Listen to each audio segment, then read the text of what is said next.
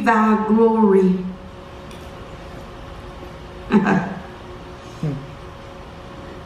And he said, I will make all of my goodness pass before thee, and I will proclaim the name of the Lord before thee. And I will be gracious to whom I will be gracious, and I will show mercy upon whom I will show mercy.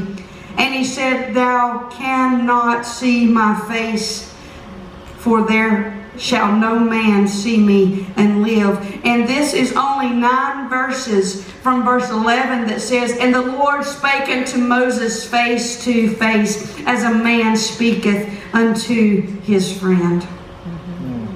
And the Lord said, behold, there is a place by me, and thou shalt stand upon a rock. Now, I am reminded of the Word of God in Genesis in the 28th chapter, where Jacob came to a certain place and he rested his head on a rock. And he went to sleep because the sun had set. And the Word of God says that this was a certain place. Now, the reason it was a certain place was because Jacob didn't plan his journey. Jacob allowed the God of Abraham and the God of Isaac to lead him to this certain place, because you can't go your way and expect an encounter from eternity to occur when you do what you want to do. You have to be the living sacrifice. If you want God to pour living waters through you, and out of your belly shall flow rivers of living waters, then you first have to realize that all rivers lead to the sea. And God is trying to take you down the pathway of the brook, like Elijah went to the brook and then the brook dried up. Come on.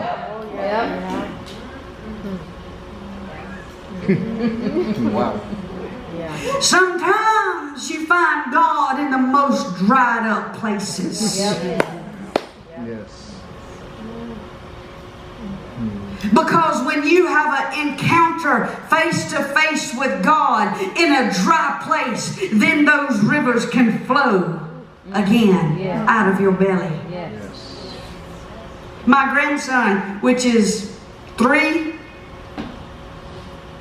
last night, the Spirit of the Lord was on him, and I've been teaching him and all of my other children and grandchildren about the darkness of God.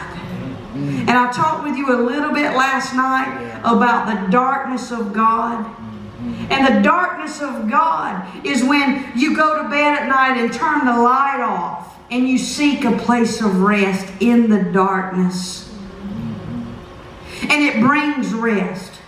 And that's something we have to experience as sons and daughters of God, is that God is in the darkest places. As a matter of fact, in Exodus 20 and 21 of Exodus says, well, let's go to 20, it's all good. And Moses said unto the people, fear not, for God has come to prove you, and that his fear may be before your faces,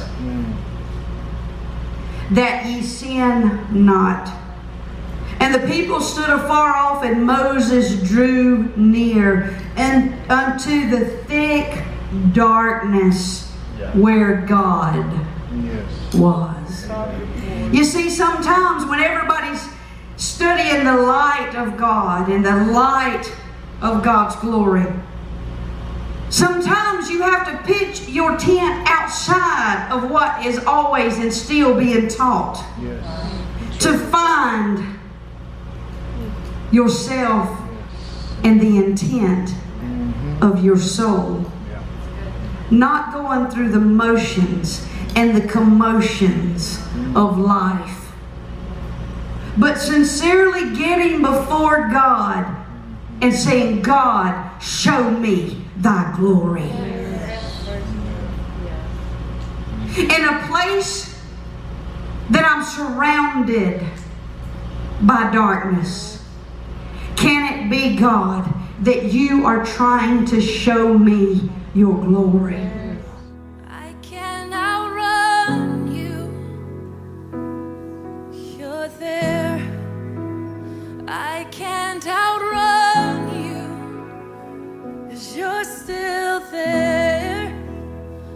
I can